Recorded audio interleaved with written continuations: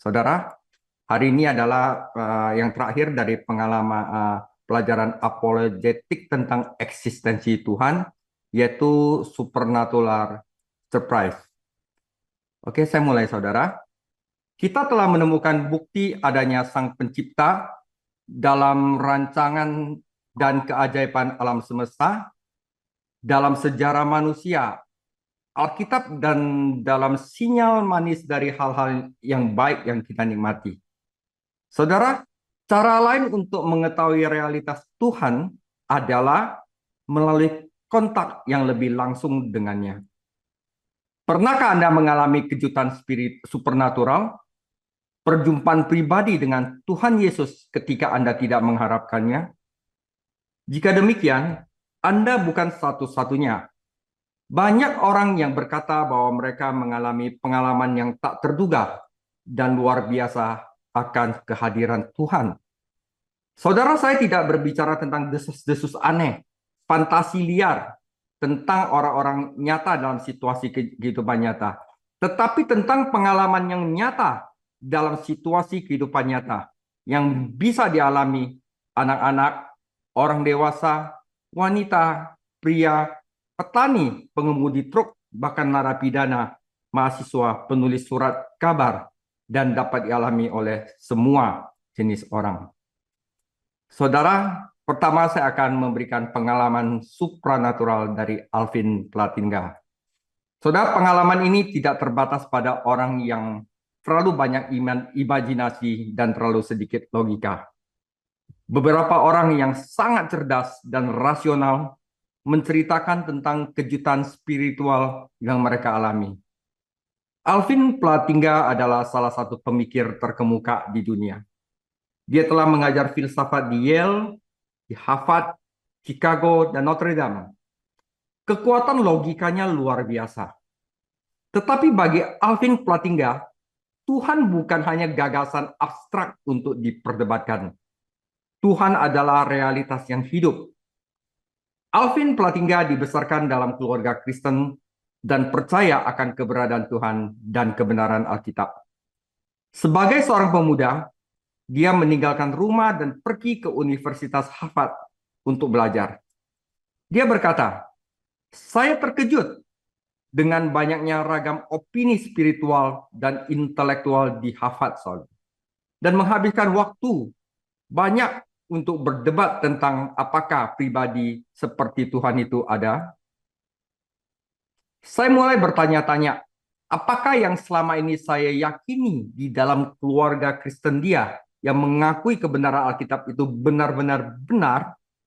Saudara, di Harvard ada begitu banyak keragaman pendapat tentang masalah ini. Beberapa di antaranya dipegang oleh orang-orang yang sangat-sangat cerdas dan berprestasi yang hanya bisa meremehkan apa yang saya yakini. Jadi saudara, uh, sebagai orang cerdas itu justru kadang-kadang menjadi satu kelemahan karena dengan logikanya dia bisa mengatakan bahwa Tuhan itu nggak ada. Tetapi Alvin Platinga mengatakan to be a Christian is not to be irrational. Menjadi seorang Kristen bukan menjadi tidak rasional. Bahkan rasional ini ada membuktikan adanya Tuhan. Saudara, tetapi di kampus Harvard, dilanda keraguan, jauh dari rumah, dikelilingi oleh orang-orang yang tidak percaya pada Tuhan seperti dia, sesuatu yang menakjubkan terjadi. Nah, inilah pengalaman spiritual yang terjadi kepada Alvin Platinga. Alvin Platinga menulis, "Suatu malam yang suram, saya kembali dari makan malam. Saat itu gelap, berangin, hujan, dan tidak menyenangkan. Tetapi tiba-tiba langit seolah terbuka. Saya mendengar, begitulah tampaknya, musik dengan kekuatan, kemegahan, dan manis yang luar biasa. Ada cahaya kemegahan dan keindahan yang tak terbayangkan. Sepertinya saya bisa melihat ke surga itu sendiri. Dan saya tiba-tiba melihat atau mungkin merasakan dengan sangat jelas dan meyakinkan serta yakin bahwa Tuhan benar-benar ada dan hanya itu yang saya pikirkan." Saudara, ini penting. Efek dari pengalaman ini bertahan lama. Saya masih terjebak dalam argumen tentang keberadaan Tuhan. Tetapi bagi saya, itu sering tampak hanya akademis dengan sedikit perhatian eksistensial. Saudara, jika seorang yang brilian dan logis seperti Profesor Platingga dapat berbicara tentang pengalaman seperti itu dan efek jangka panjangnya, maka wajar untuk mengatakan bahwa kejutan supernatural tidak hanya untuk orang-orang yang berpikiran lemah dan tidak logis. Tuhan itu nyata. Tuhan itu bisa datang kepada siapapun yang dia inginkan, kapanpun dia mau, dengan cara apapun yang dia mau. Dia mungkin datang pada saat yang paling tidak diharapkan. Alvin Platingga menemukan ini, dan dia bukan yang pertama. Itu sedikit pengalaman dari Alvin Platingga. Saudara, firman ini ada di Kejadian 28 ayat 10 sampai 17. Ini adalah pengalaman supranatural dari Yakub, anak Ishak, anak Abraham. Maka Kejadian 28 ayat 10. Maka Yakub berangkat dari Beersheba dan pergi ke Haran. Ia sampai di suatu tempat dan bermalam di situ karena matahari telah terbenam. Ia mengambil sebuah batu yang terletak di tempat itu dan dipakainya sebagai alas kepala, lalu membaringkan dirinya di tempat itu. Maka bermimpilah ia. Di bumi ada didirikan sebuah tangga yang ujungnya sampai ke langit.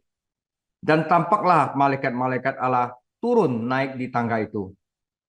Berdirilah Tuhan di sampingnya dan berfirman, Akulah Tuhan, Allah Abraham, nenekmu, dan Allah Ishak. Tanah tempat engkau berbaring ini akan kuberikan kepadamu dan kepada keturunanmu. Keturunanmu akan menjadi seperti debu tanah banyaknya, dan engkau akan mengembang ke sebelah timur, barat, utara, dan selatan. Dan olehmu serta keturunanmu semua kaum di muka bumi akan mendapat berkat. Sesungguhnya aku menyertai engkau, dan aku akan melindungi engkau kemanapun engkau pergi, dan aku akan membawa engkau kembali ke negeri ini. Sebab aku tidak akan meninggalkan engkau, melainkan tetap melakukan apa yang kujanjikan kepadamu. Ketika Yakub bangun dari tidurnya, berkatalah ia, sesungguhnya Tuhan ada di tempat ini. Tuhan ada di tempat ini, dan aku tidak mengetahuinya. Ia takut dan berkata, alangkah dahsyatnya tempat ini. Ini tidak lain dari rumah Allah. Ini pintu gerbang surga. Saudara, Tuhan ada di tempat ini. Alkitab menceritakan tentang pemuda lain, jauh dari rumah, dalam situasi yang suram, merasa sendirian, yang bertemu dengan Tuhan secara tidak terduga. Pria muda ini, Yakub, adalah penipu licik. Suatu hari ketika saudara kembar Yakub Esau lapar, merasa sangat lapar, Yakub menolak memberinya makanan sampai Esau setuju untuk memberikan hak anak sulung yang sah kepada Yakub.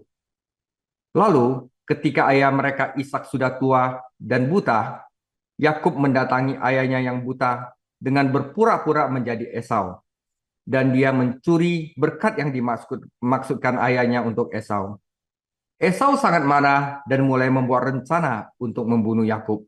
Jadi Yakub melarikan diri untuk hidupnya. Ketika dia sampai di suatu tempat, dia berhenti untuk bermalam karena matahari telah terbenam. Mengambil salah satu batu di sana, dia meletakkan di bawah kepalanya dan berbaring untuk tidur. Dia bermimpi di mana dia melihat sebuah tangga bersandar di bumi dan puncaknya mencapai ke langit dan malaikat Tuhan naik dan turun di atasnya. Ketika Yakub terbangun dari tidurnya, dia berpikir, sesungguhnya Tuhan ada di tempat ini dan aku tidak mengetahuinya. Ia takut dan berkata, alangkah dahsyatnya tempat ini tidak lain dari rumah Allah, ini pintu gerbang surga, saudara. Saudara, pernahkah Anda mengalami kejutan supranatural, perasaan yang tak terduga ya dan luar biasa tentang realitas Allah? Pernahkah Anda berpikir, sesungguhnya Tuhan ada di tempat ini dan saya tidak menyadarinya? Banyak orang menjumpai Tuhan dengan cara yang penuh kuasa dan di tempat-tempat yang mengejutkan. Bagi sebagian orang, ini terjadi pada saat-saat mereka yang terburuk. Seperti saya, saudara. Saat-saat saya terburuk itu saya mengalami pengalaman supranatural dengan Tuhan. Bahkan mungkin ketika mereka hampir mati, mereka merasakan surga terhubung dengan bumi dengan cara yang belum pernah mereka rasakan sebelumnya. Lebih dari satu orang dapat berkata dari ambulan atau unit perawatan intensif, tentunya Tuhan ada di tempat ini dan saya tidak menyadarinya. Bagi yang lain, ini terjadi pada saat-saat mereka yang terbaik. Seorang ateis yang sudah lama tidak percaya sama Tuhan, mulai percaya pada Tuhan ketika istrinya melahirkan bayi pertama mereka. Dia menggendong bayi itu dan menatapnya, dan ateismenya runtuh. Dia sangat kagum tentang desain bayi yang luar biasa dan sangat diliputi oleh cinta sehingga dia tahu bahwa Tuhan itu nyata dan berada tepat di ruang bersalin itu. Tuhan menciptakan setiap bayi menurut gambarnya sehingga kelahiran seorang pembawa gambar baru dapat menghasilkan rasa kehadiran Tuhan yang kuat. Berkali-kali di ruang bersalin dan bangsal bersalin, orang tua ateis yang baru berbisik pada diri mereka sendiri, tentunya Tuhan ada di tempat ini dan saya tidak menyadarinya. Saudara, kehadiran Tuhan dapat dialami hampir di mana saja. Mungkin saudara-saudara punya cerita sendiri. Saya ada cerita sendiri, saudara. Mungkin Anda tidak membicarakannya kepada orang lain karena takut apa yang mereka katakan. Tetapi jika Anda pernah mengalami kejutan supernatural, Anda mungkin masih menganggapnya sebagai salah satu hal terpenting yang terjadi pada Anda. Saudara, ada hal yang perlu kita pikirkan jika kita mengalami pengalaman spiritual. Saudara, apa yang harus kita pikirkan dari kejutan supranatural? Apakah ada yang salah dengan orang-orang yang memiliki pengalaman ini? Apakah ada yang salah dengan orang-orang yang tidak memiliki pengalaman ini? Mari kita pikirkan semuanya dengan kembali ke kisah Yakub. Yakub cerdik seperti tukang tipu profesional manapun, penipu seperti kriminal manapun, dan bersemangat untuk tawar-menawar seperti pelanggan di pasar Tanah Abang. Tetapi dia juga seorang pria yang dipilih oleh Tuhan. Tuhan menggunakan mimpi luar biasa tentang tangga antara langit dan bumi untuk menarik perhatian Yakub. Yakub telah mendengar tentang Tuhan dari kakek neneknya Abraham dan Sarah dan dari orang tuanya Ishak dan Ribka. Tetapi sekarang Yakub tahu dengan sangat jelas bahwa Tuhan itu nyata dan berbicara kepadanya secara pribadi. Tuhan membantu Yakub untuk melihat sesuatu yang benar setiap saat, tetapi seringkali tersembunyi dari kita. Ada tangga, ada hubungan antara langit dan bumi, yang dengannya Tuhan menyatukan dirinya dengan dunianya dan dengan umatnya. Di tangga ini, malaikat Tuhan naik turun dalam aktivitas yang konstan. Malaikat adalah pelayan Tuhan, bekerja untuk mencapai kehendak-Nya. Mereka adalah prajurit Allah, menjaga umatnya, dan mereka adalah utusan Tuhan, membawa pesan Tuhan kepada orang-orang yang membutuhkannya. Kita biasanya tidak melihat dengan mata kita hubungan antara langit dan bumi. Dan kita biasanya tidak melihat malaikat dalam bentuk yang terlihat, tetapi mereka sangat nyata. Disadari atau tidak, kita hidup setiap saat dalam kehadiran supernatural. Salah satu akibat dari kejutan supranatural adalah membuat kita terkesan sebelum yang pernah terjadi sebelumnya. Yaitu ini, saudara. Sesungguhnya Tuhan ada di tempat ini dan aku tidak menyadarinya. Saudara, tetapi pengalaman supranatural saja tidak cukup. Kita juga membutuhkan firman dari Tuhan. Kita membutuhkan firman Tuhan untuk membantu kita memahami rencana dan tujuannya.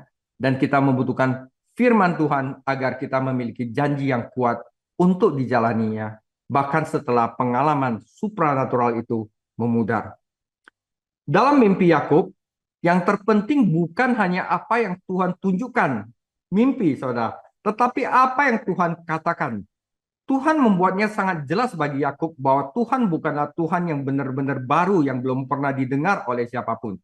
Tuhan berfirman Tuhan menyatakan dirinya sebagai Tuhan Abraham dan Ishak, nenek moyang dari Yakub. Dan dia menyatakan kepada Yakub rencana dan janji yang sama yang telah diucapkan kepada Abraham dan Ishak, kepada mereka yang telah pergi sebelumnya.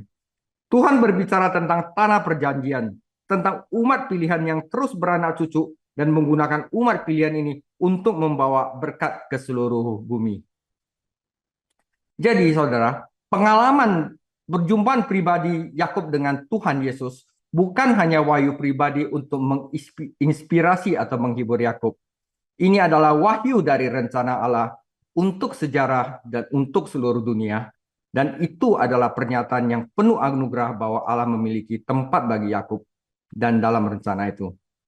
Kemudian Tuhan lebih pribadi dengan Yakub. Dia mengatakan kata-kata yang indah. Satu kata yang saya juga dikuatkan dengan kata-kata ini, bahwa I am with you.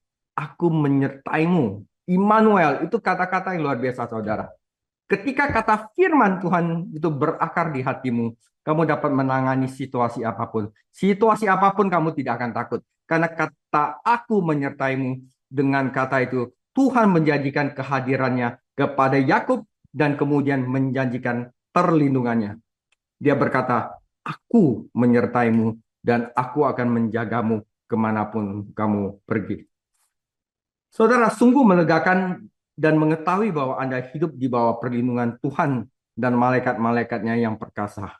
Dan di atas kehadiran dan perlindungannya, Tuhan menjanjikan kepulangan Yakub kepada keluarganya. Saudara, firman Tuhan lebih penting. Kejadian 28 ayat 19 sampai 21, ia menamai tempat itu Bet-El. Bet itu adalah rumah, El itu adalah Elohim.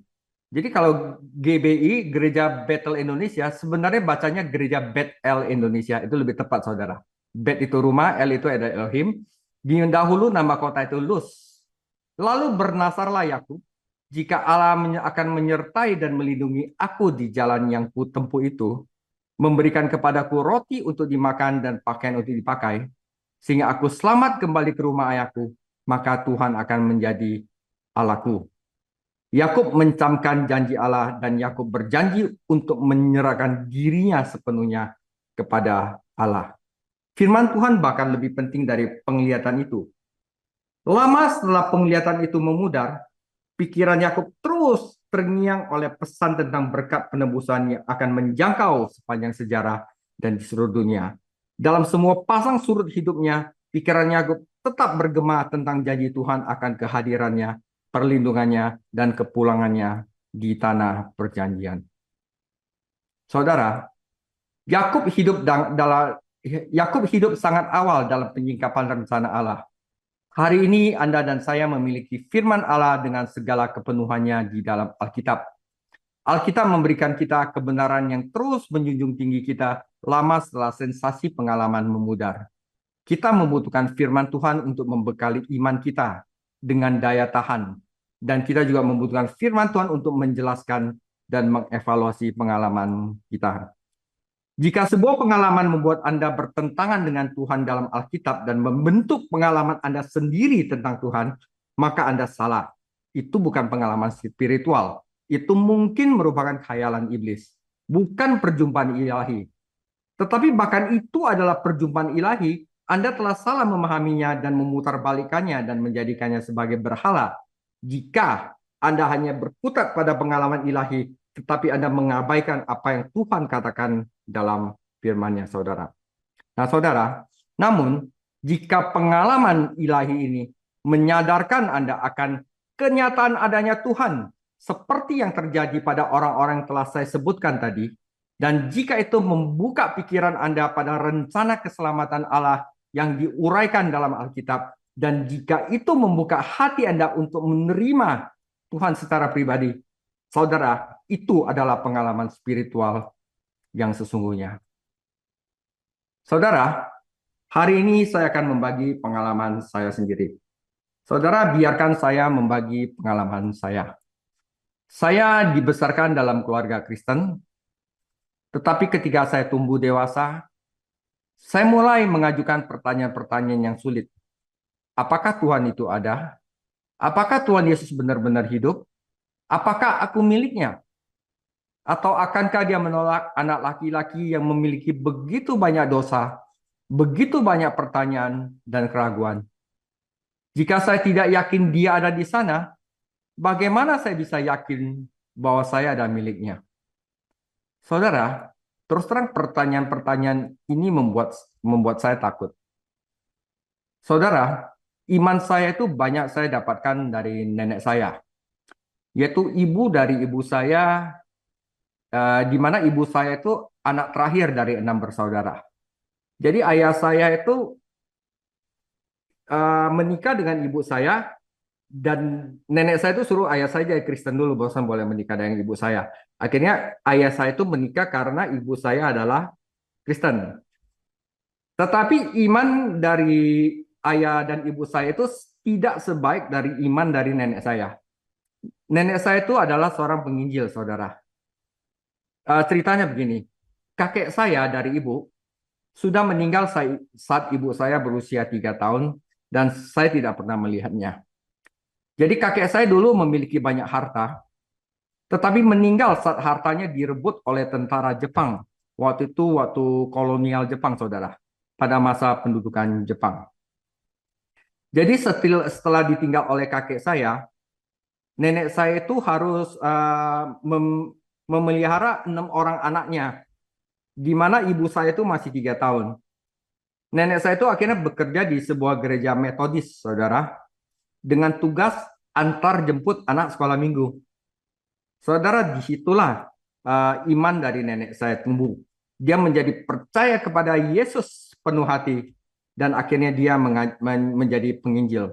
Jadi waktu waktu saya masih kecil itu, dia sering ajak saya pergi ke rumah teman-temannya di sana. Dia menginjil, memberitakan kabar tentang Yesus. Bahkan ayah ibu saya itu tidak se apa namanya bersemangat seperti nenek saya. Saudara, setelah suatu ketika saya tumbuh dewasa dan sudah menyelesaikan kuliah saya dan telah bekerja, saudara, ada hal yang benar-benar menjadikan saya titik terendah dalam hidup saya. Secara singkat, saudara, saya dibuat Tuhan tidak memiliki apapun di dunia ini. Jadi, begitulah, saudara. Jadi saat itu saya sudah ada di Grand USU. Jadi saat itu di loteng atas front office Grand USU. Saat itu karena saya tidak memiliki apapun yang di dunia ini, saudara. Yang saya miliki cuma Alkitab. Saat itu saya membaca Alkitab selama 13 jam, saudara. Nah, saat itulah saya mengalami pengalaman spiritual dengan Tuhan Yesus. Saudara, yang saya lihat adalah keindahan dan kemuliaan dari Tuhan Yesus. Saya tidak dapat berkata apapun. Saya hanya bisa merasakan. Saya tidak ingat banyak detailnya, tetapi saya ingat akan kemegahan yang luar biasa dan rasa kehadirannya. Sejujurnya, detailnya itu tidak terlalu penting. Yang lebih penting adalah bahwa sukacita bahwa Tuhan adalah segalanya yang dikatakan Alkitab, dan bahwa saya adalah anaknya. Pengalaman saya tidak mengubah apapun yang dikatakan Alkitab tentang Tuhan atau surga. Itu adalah cara Tuhan untuk meneguhkan cinta dan kebenarannya kepada seorang saya yang percaya kepada Yesus, tetapi masih ragu-ragu, saudara, waktu itu. Tetapi itu mengkonfirmasi akan keindahannya, kemuliaannya. Dia hanya tersenyum pada saya, saudara, seketika ketakutan saya lenyap. Saya dalam keadaan apapun, di tempat manapun, saya tidak takut karena saya tahu Tuhan menyertai saya. Seperti apa yang dialami Yakub. Tuhan menyertai saya, itu saja. Saya tertidur di meja kerja saya dan tidur nyenyak.